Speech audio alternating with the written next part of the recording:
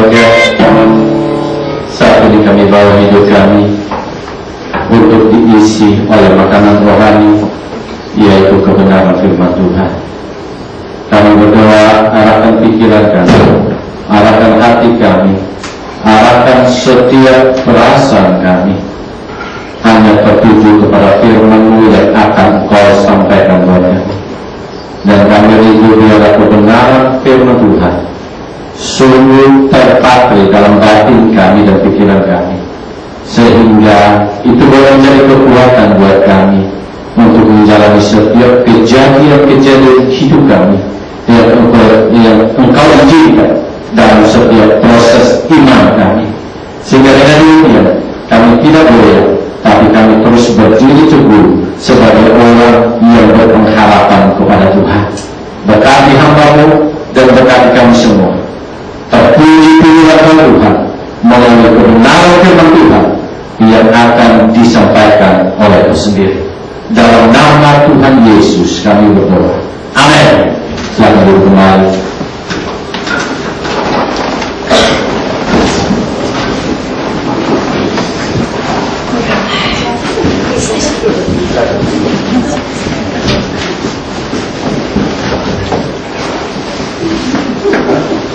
Shalom, jemaat Tuhan yang dikasihi.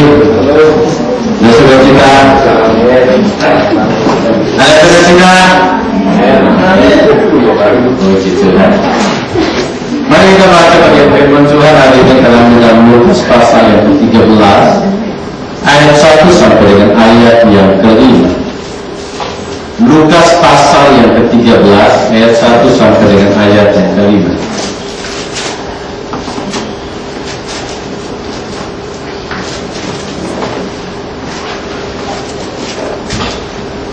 Lukas pasal 13 ayat 1 sampai dengan ayat yang ke-5. Mari kita baca bagian firman Tuhan ini secara bersama-sama. Saya baca judul berikutnya, dosa dan penderitaan. 1, 2, 3. Pada waktu itu datanglah kepada Yesus beberapa orang membawa kabar tentang perempuan Galilea yang darahnya dicampurkan Pilatus dengan darah korban yang mereka persembahkan. Yesus menjawab mereka, sangka bahwa orang Galilea ini lebih besar dosanya daripada dosa semua orang yang lain, karena mereka mengalami nasib itu.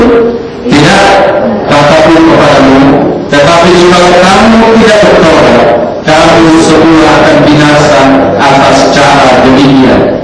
Atau sangkamu ke-18 orang yang mati ditimpa dekat Siloam lebih besar kesalahannya daripada kesalahan semua orang lain yang dia di Yerusalem?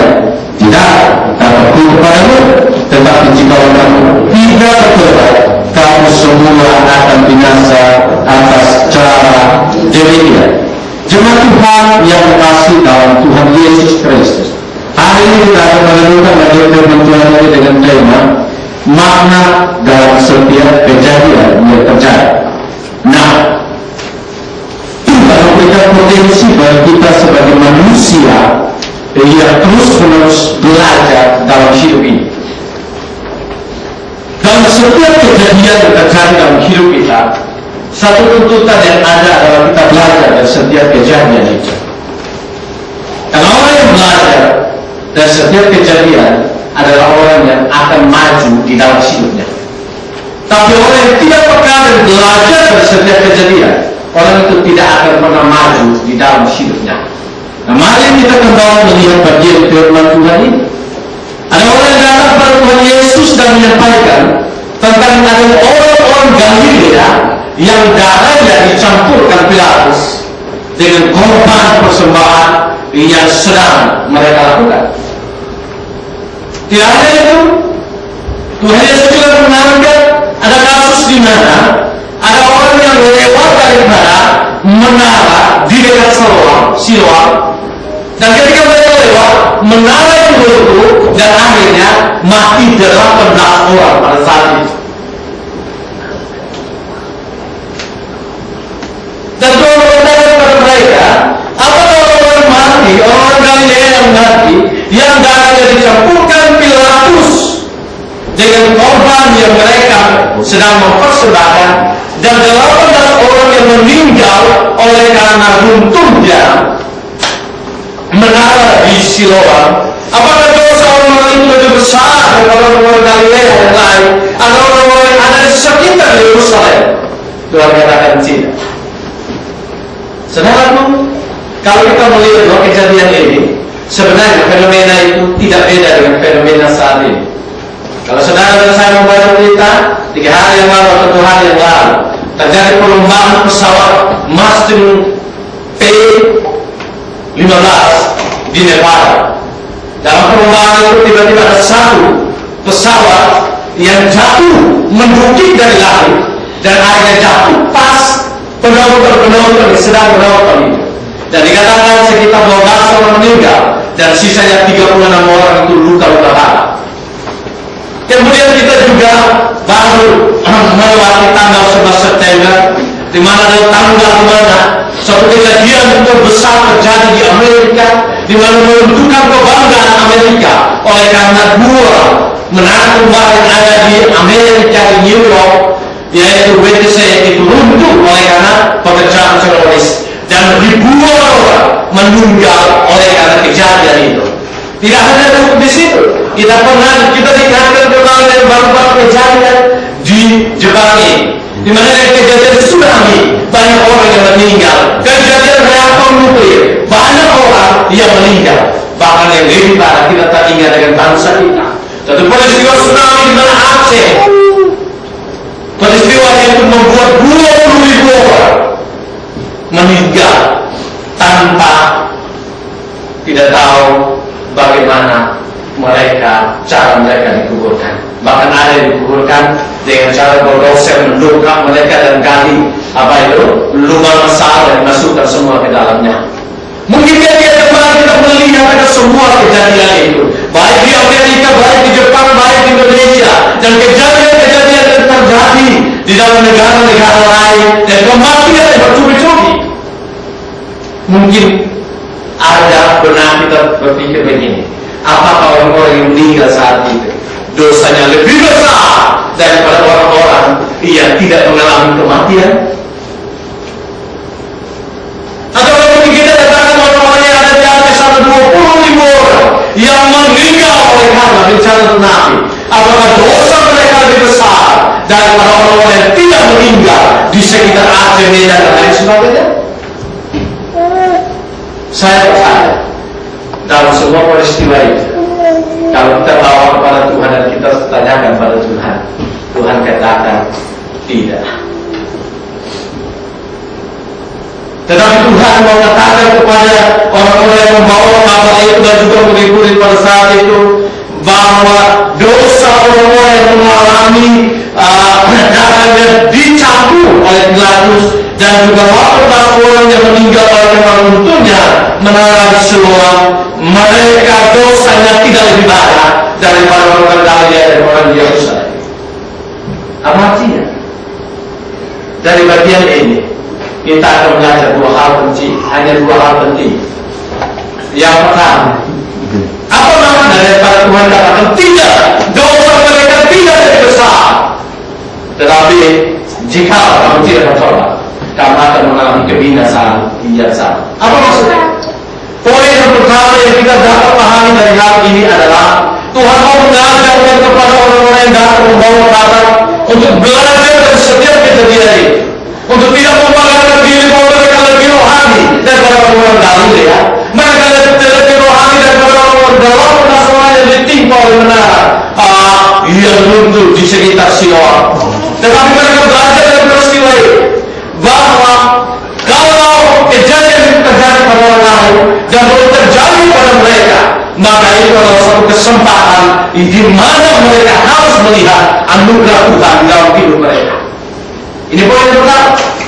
Di mana kalau kita melihat kejadian itu bukan terjadi pada kita, tapi terjadi pada orang lain, maka kita melihat itu sebagai satu kesempatan di mana Tuhan masih berikan kesempatan buat kita untuk mengalami anugerah Tuhan dalam hidup ini. Banyak orang setiap kejadian terjadi, kadang-kadang dia fokus kepada kejadian, kadang-kadang dia memilih terhadap kejadian, kadang-kadang dia mulai melihat sisi negatif dari sebuah kejadian, tetapi dia tidak pernah melihat dari dirinya apa hubungannya kejadian setia itu dengan dirinya. Maka ketika dia tidak melihat sampai pada titik itu, dia tidak akan belajar tentang makna hidup yang sesungguhnya. Tetapi kalau dia belajar dari setiap kejadian, maka makna yang dia dapatkan dari setiap kejadian, apalagi berkaitan dengan kematian, maka dia akan melihat bahwa inilah waktunya buat orang-orang ini. Tetapi inilah gugur waktu buat saya. Artinya Tuhan masih panjang sabar buat saya. Artinya Tuhan masih berikan kesempatan buat saya untuk hidup. Artinya Tuhan masih berikan kesempatan buat hidup saya bermakna di hadapan Tuhan. Artinya Tuhan masih berikan kesempatan buat saya untuk melakukan pekerjaan buat Tuhan. Sedangkan orang-orang itu sudah saatnya mereka harus kembali kepada Tuhan. Maka di sini kita belajar untuk memahami bahwa setiap kesempatan yang Tuhan berikan bagi kita, kesempatan itu bermakna. Kenapa? Karena saya percaya orang-orang Galilea yang darahnya tercampur dengan darah korban, mereka tidak pernah meminta untuk mati seperti itu. Saya percaya bahwa 18 orang yang meninggal oleh runtuhnya menara di Siloam, mereka tidak pernah meminta bahwa ketika mereka lewat dari menara itu, mereka tidak pernah meminta menara itu runtuh dan jatuh atas mereka. Dan mereka tidak pernah meminta meninggal oleh karena kejadian seperti itu. Bahkan kalau meminta, mungkin kita mau ingin supaya meninggal baik-baik, bukan? Kenapa? Karena setiap kali orang yang dicatat turut berduka cita, begitu ya? Karena telah berpulang dalam keadaan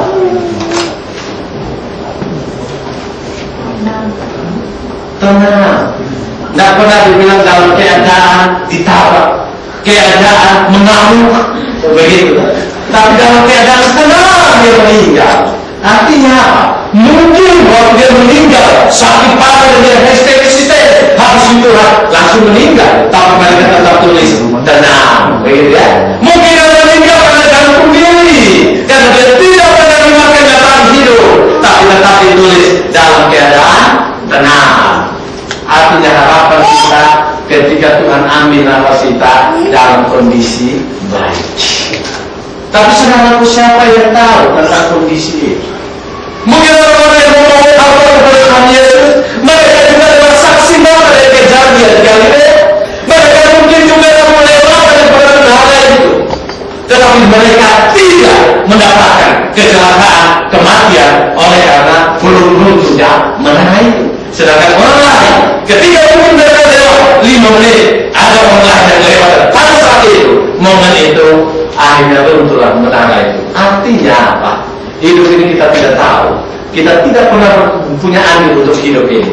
Dan kalau Tuhan melakukan tsunami, mengizinkan tsunami di Fukushima, Miyagi dan lain sebagainya, dan dia tidak melakukan itu di Aichi, artinya Tuhan masih panjang sabar buat kita yang ada di Aichi. Amin itu.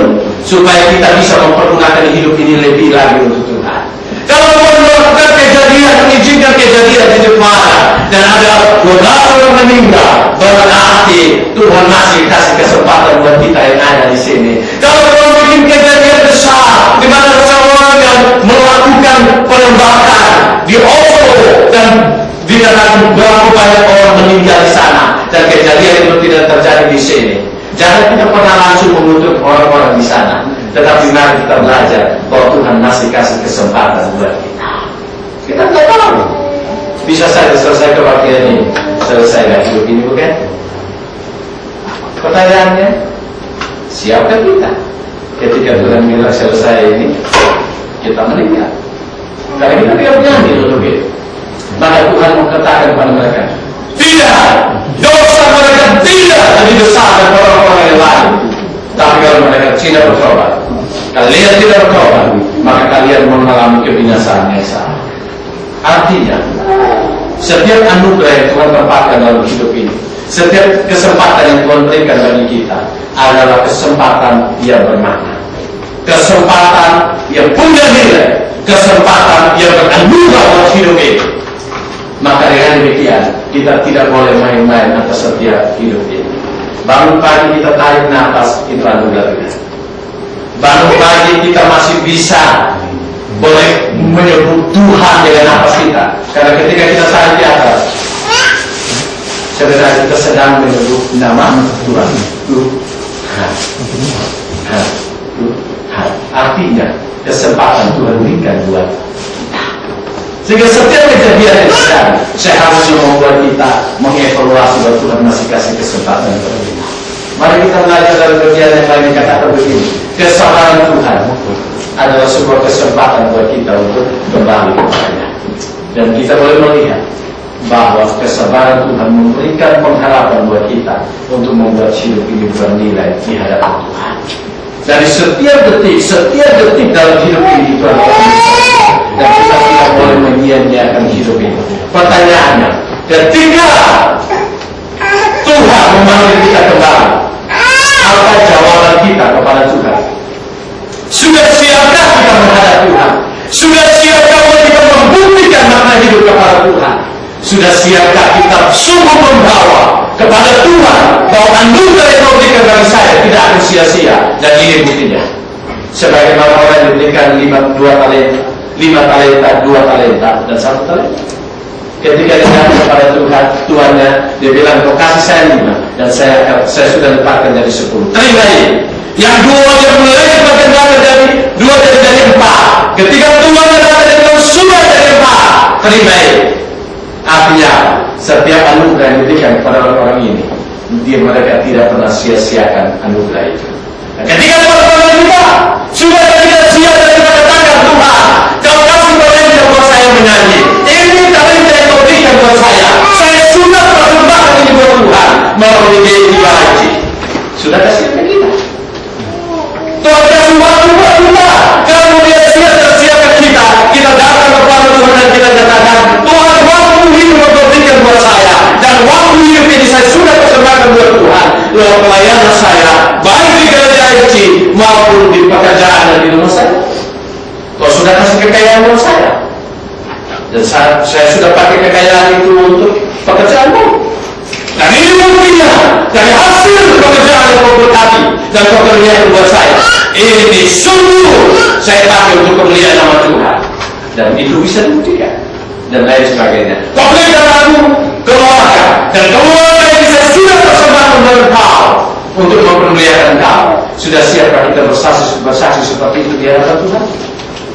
Setiap kesempatan adalah kesempatan yang perlu diisi dengan nilai kekal. Hidup ini adalah anugerah. Anugerah artinya bukan andil kita. Anugerah artinya pemberian cuma-cuma. Anugerah artinya kita tidak pernah berbuat apa-apa untuk hidup ini. Kenapa? Karena masalah lalu itu bukan karena andil kita, dan keputusan untuk mati pun sebenarnya semua di dalam tangan Tuhan. Maka dengan demikian hidup kita memulai daripada anugerah dan berakhir dengan anugerah. Maka anugerah ini kita tidak boleh sia-siakan. Mari kita belajar dari setiap kesempatan sehingga hari demi hari hidup kita lebih maju. Saya bersyukur sekali beberapa hari yang lalu ada 2 majelis dari Tokyo datang ke rumah dan mereka menginap di rumah selama 2 hari. Kami banyak sharing dan mereka ini pernah pergi mengadakan volunteer ya, di Tohoku, secara khusus di daerah Miyagi, dan mereka menyaksikan bagaimana banyak sekali orang-orang Jepang yang bertobat. Mereka menyaksikan banyak orang Jepang yang bertobat lewat pelayanan tidak hanya tentara Amerika yang memakai kesempatan itu pun untuk melayani rohani orang-orang Jepang yang ada di sana, tetapi melalui banyak gereja-gereja yang dimana kita juga tercimpung di dalamnya, dan Pak Pendeta Surya adalah salah satu anggota di dalamnya. Mereka mengutus orang-orang gereja-gereja asing Korea, Indonesia, dan juga gereja-gereja yang lain, gereja Chinese untuk berangkat ke sana, dan mereka sambil membangun kembali yang ada di sana, membersihkan setiap jalan yang ada, mereka menginjili, dan lewat penginjilan itu banyak orang percaya.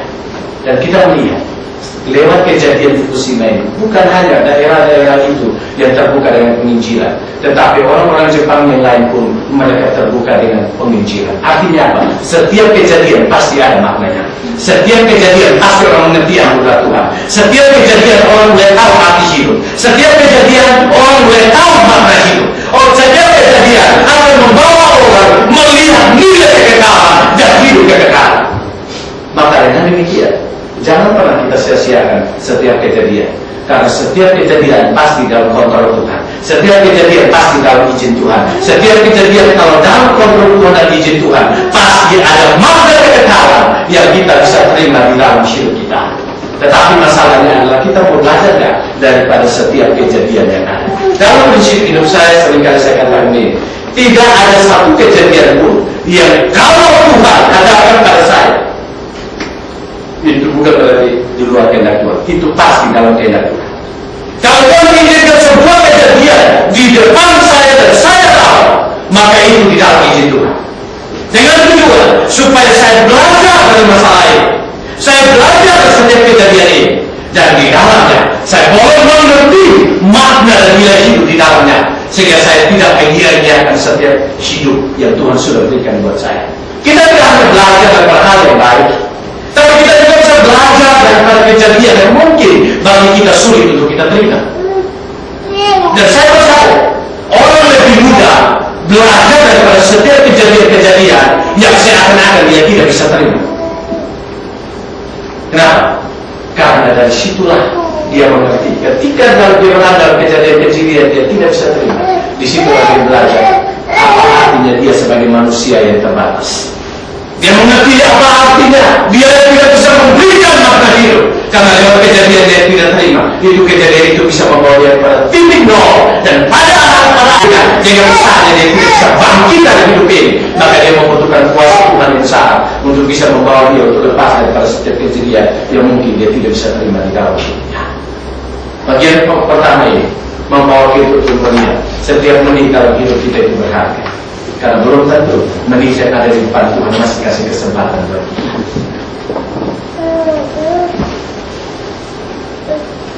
Ketika saya mempersiapkan khotbah ini sebagaimana besok Tuhan tidak lagi melayarkan saya untuk melayani. Bukan berarti saya tidak beriman, tetapi bagi saya masalah nyawa ini bukan keputusan saya, tapi keputusan Tuhan. Maka saya harusnya ketika kita memainkan gitar, mainlah sungguh-sungguh sebagaimana besok kita tidak diberikan kesempatan.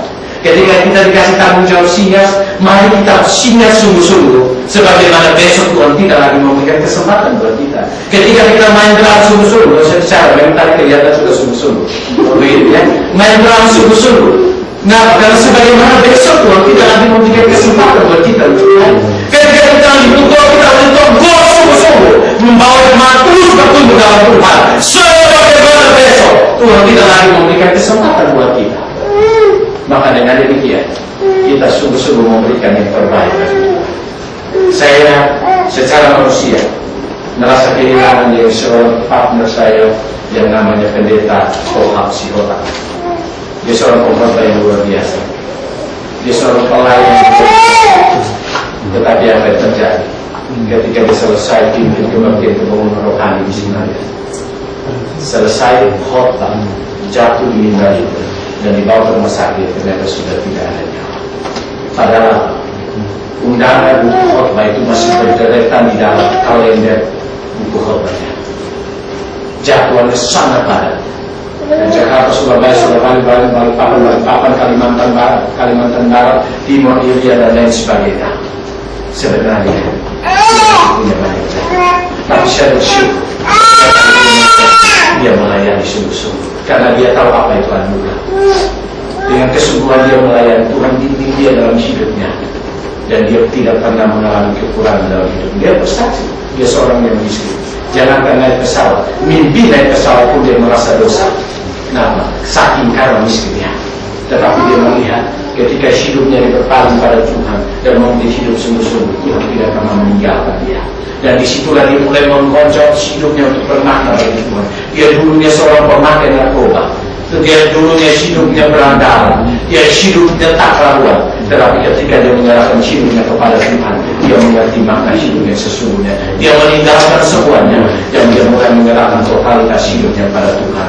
Dan di mana-mana kalau menyebutkan dia, orang mulai merasakan betapa khotbahnya berkuasa di dalam hidupnya Tuhan. Saudara begitu. Apa yang kita mau buat dalam hidup ini? Hidup kita bukanlah hidup yang sementara, tetapi hidup kita adalah hidup yang bernilai kekekalan. Maka mari kita buat hidup ini sungguh-sungguh. Ketika kita mendengar orang mati, Mari kita belajar. Amsal katakan apa? Lebih baik berada di rumah duka daripada kita berada di rumah pesta. Tapi sebaliknya saat ini orang lebih suka di rumah pesta daripada orang suka di rumah duka. Kenapa?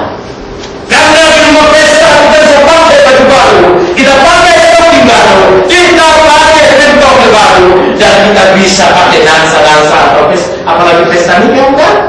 Baru-baru keponakan saya menikah dan mereka mulai dansa dari jam 9 malam sampai jam 7 pagi. Satu ekor sapi yang besar sehat dari mulai 7 juta. Dan juga babi daftar itu hanya dari malam sampai pagi, habis semua dagingnya. Yang herannya, dalam momen yang sama ada kematian satu anak yang diberi nama mama saya. Karena dia jatuh di bendungan. Ketika orang tuanya datang ternyata sudah terapung. Jadi keluarga ini hanya suami istri yang duduk jaga mayat itu. Semuanya ikut ikut di rumah pesta. Kenapa? Karena dunia ini merindukan sesuatu yang mendatangkan kesenangan. Tetapi Amsal katakan lebih baik di rumah duka daripada rumah pesta. Kenapa? Karena di rumah duka kita mengerti arti daripada hidup ini. Di rumah duka kita mengerti makna daripada hidup ini. Di rumah duka kita mengerti bahwa kita tidak punya andil untuk hidup ini.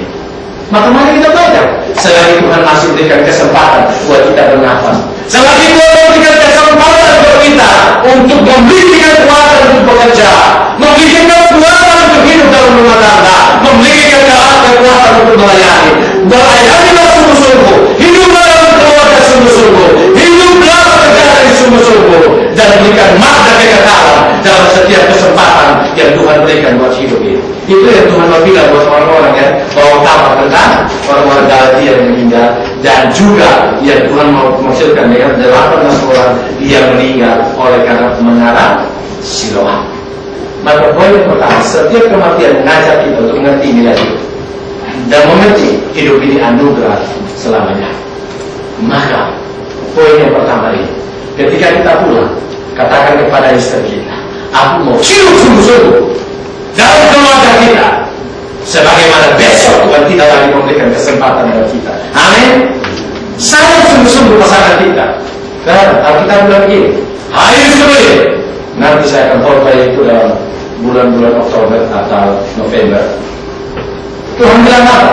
Hai istri, tunduk pada suami. Hai suami, kasih istri.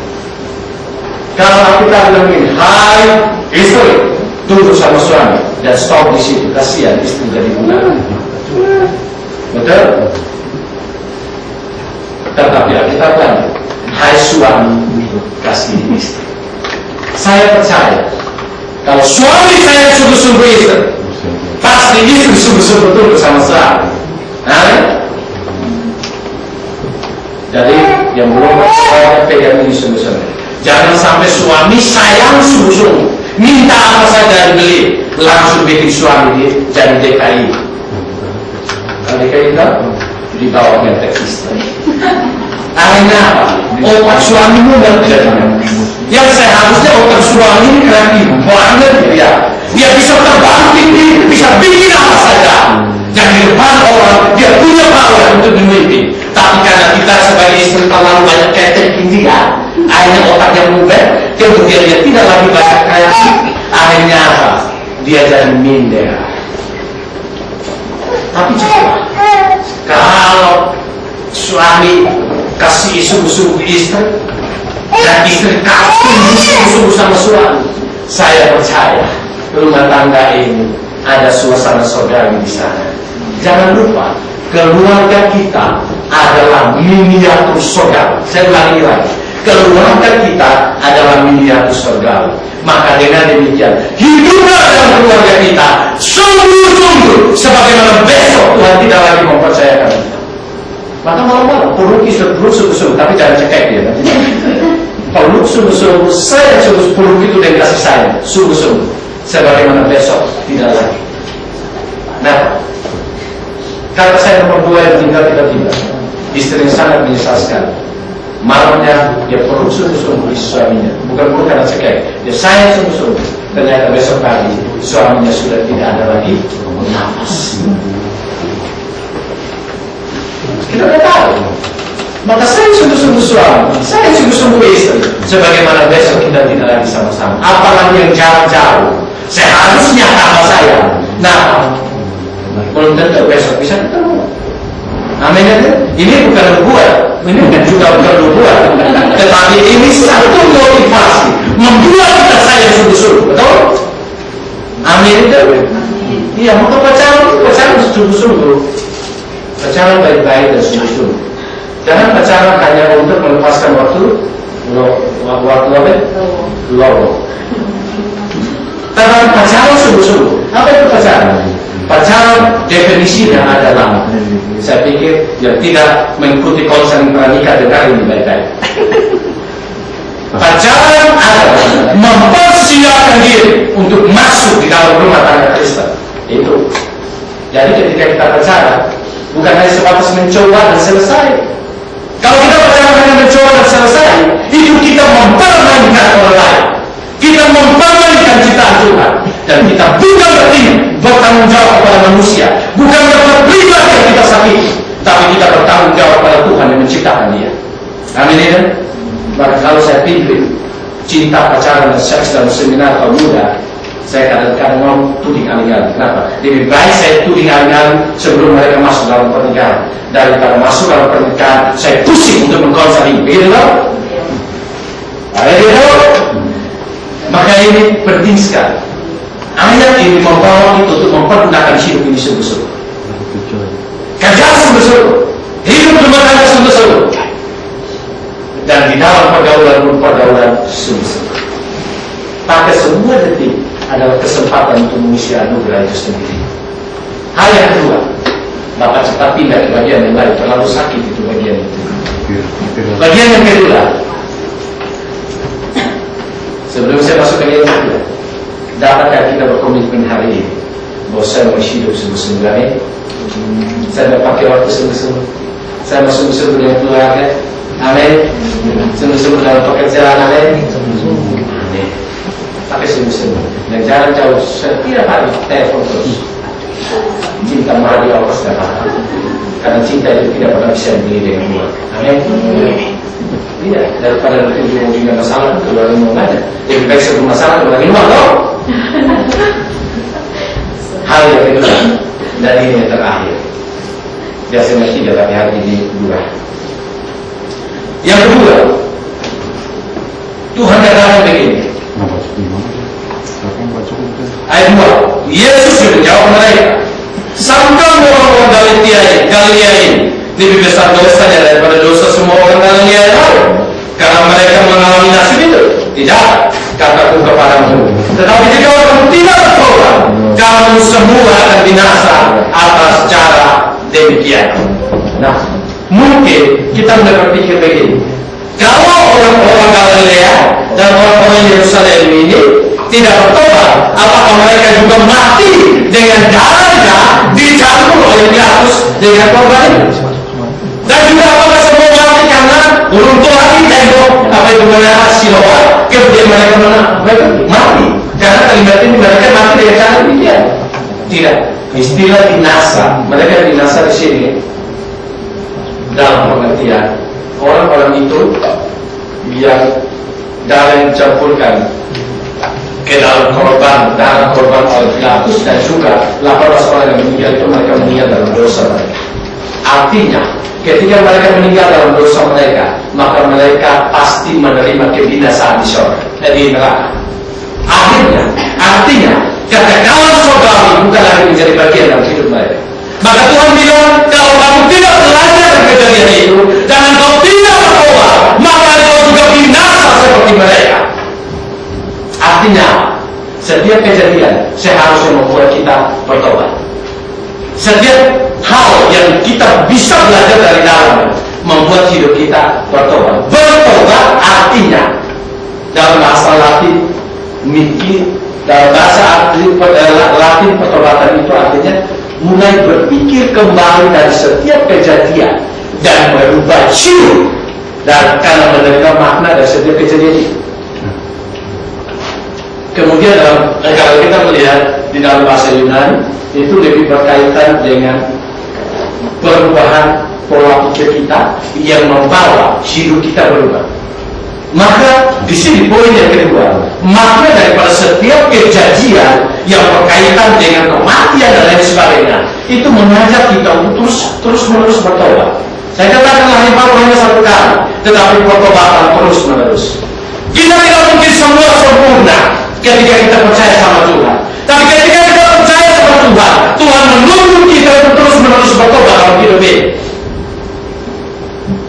Jadi yang demikian tidak ada seorang pun yang berani berkata, saya tidak perlu bertobat, saya tidak lagi bertobat karena saya sudah sempurna. No, hidup kita ini semua dalam proses Tuhan untuk terus bertobat.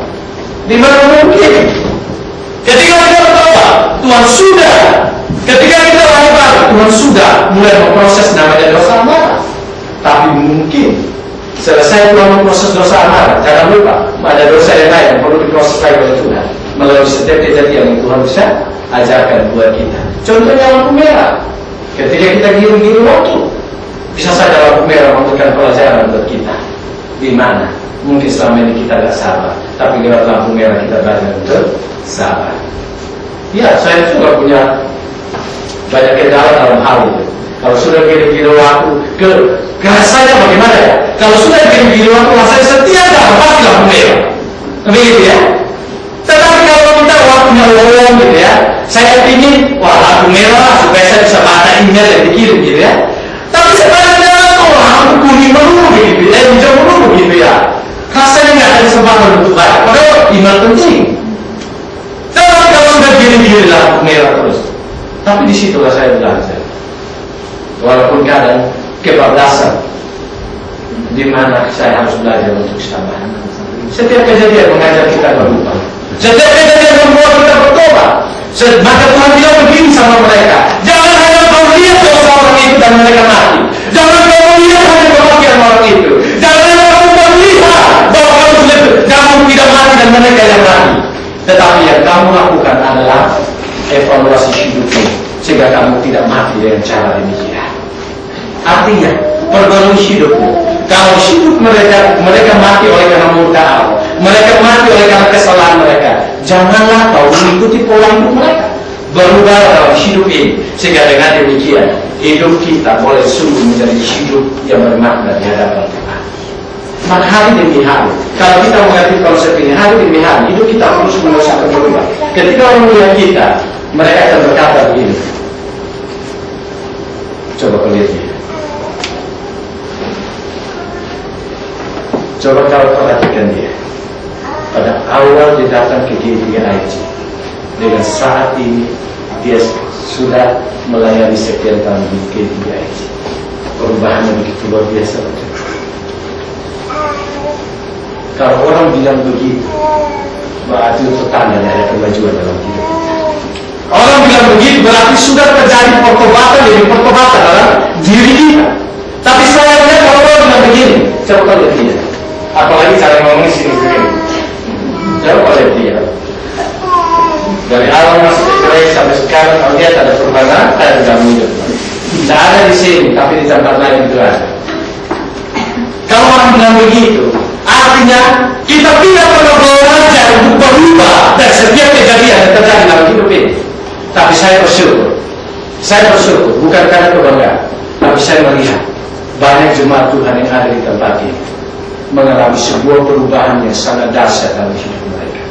Saya mengenal, saya tidak terlalu pada awal saya tidak terlalu mengenal seorang ketua majelis yang ada di depan kita. Tapi kalau memberikan kesempatan untuk bersaksi, pasti ada perubahan demi perubahan yang disaksikan dalam hidup ini. Saya tidak mengenal seorang yang namanya Bung Alfred pada awalnya, tapi ketika saya mengenal dia di Tokyo dan dia di sini, ada perbedaan yang luar biasa. Ketika saya melihat seorang, saya tidak mengenal sejauh mana Bung Kamsa, tapi ketika dia menyerahkan hidup yang melayani, dan perubahan. Kalau saya sebutkan semua di sini, waktunya tidak cukup. Tetapi kita mengerti hidup kita. Kalau kita boleh diubahkan di sini, itu tanda ya. Berarti kita sudah terus-menerus mengalami perubahan dalam hidup. Dan saya percaya kita terus akan mengalami kemajuan jika kita terus belajar setiap kejadian dan di situ kita mulai bertobat dalam hidup ini. Saya percaya itu. Maka pada akhirnya, tidak usah paksakan hidup kita menjadi berkat, tapi hidup itu sendiri yang bersih dan keluar dengan sendirinya, dan orang lain akan merasakan perubahan itu, dan mereka boleh sungguh lagi mengalami kasih karunia Tuhan. Ya, kadang-kadang kalau orang mulai bicara tentang perubahan kita, kadang-kadang kita malu-malu kucing gitu ya. Aduh, saya ini dulu dah setia, sekarang setianya luar biasa. Jangan begitu. Tapi dia kan orang jujur, jadi apapun apa ada di dunia. Ya, kalau mungkin kesaksian buat kamu mungkin 1-2 jam pun sudah selesai. Bagaimana dia menyaksikan tentang kehidupannya, bagaimana dia memproses hidup. Kalau dia kesempatan bermusim untuk menyaksikan kehidupannya, kita punya waktu yang banyak untuk menyaksikan bagaimana perubahan itu terjadi. Kita semua yang ada di sini. Maka mari, jangan tuduh orang lain yang merubah hidup kita. Tetapi marilah kita boleh mulai mengevaluasi dan belajar setiap kejadian untuk terus kita berubah. Jangan sampai setiap kejadian itu izinkan bagi kita membuat bibir kita lebih panjang daripada kita berubah. Kenapa Tuhan kasih gini lagi sama saya? Ya kan? Tuhan tidak adil sama saya, Tuhan tidak sayang sama saya. Tapi marilah kita berkata, aku mau belajar dari setiap kejadian supaya hidup saya berubah. Kalau Tuhan kasih kesempatan buat kita masih bisa hidup, artinya setiap detik adalah pertobatan kita. Bertobat pikiran, bertobat hati, bertobat segala hal, dan biarlah Tuhan boleh mempermuliakan kita. Pertobatan jangan pernah malu ketika kita bertobat, karena pertobatan bukan menunjukkan kemunduran, tapi pertobatan menunjukkan kegagalan. Pertobatan bukan menunjukkan kita hidup dalam kegelapan, tapi pertobatan menunjukkan kita hidup dalam terang. Amin itu. Pertobatan bukan menunjukkan bahwa kita orang-orang gelap, tetapi pertobatan menunjukkan bahwa kita orang-orang terang. Poin ini membawa kita lebih maju dalam hidup ini. Yang pertama, melihat belajar setiap kejadian bahwa hidup ini adalah bukan. Dan yang kedua, belajar dari hidup ini untuk terus bertobat di dalam hidup ini, sehingga detiknya kita boleh maju di dalam hidup ini. Biarlah kebenaran firman Tuhan itu menemukan kita, membawa kita lebih maju, lebih mencintai Tuhan. Saya percaya ketika kita kembali dari tempat ini, banyak kejadian yang akan kita dengar, banyak kejadian yang kita akan tahu, banyak kejadian yang akan terjadi di sekitar kita. Tetapi setiap kejadian itu bukan kebetulan, tapi Tuhan punya maksud kita belajar dari dalamnya, supaya kita mengerti anugerah dan kita mengerti apa arti pertobatan yang sesungguhnya. Pergunakan ini baik-baik sehingga hidup kita lebih maju dan nilai hidup kita nilai yang bermakna. Saya mau mengundang suatu hari ini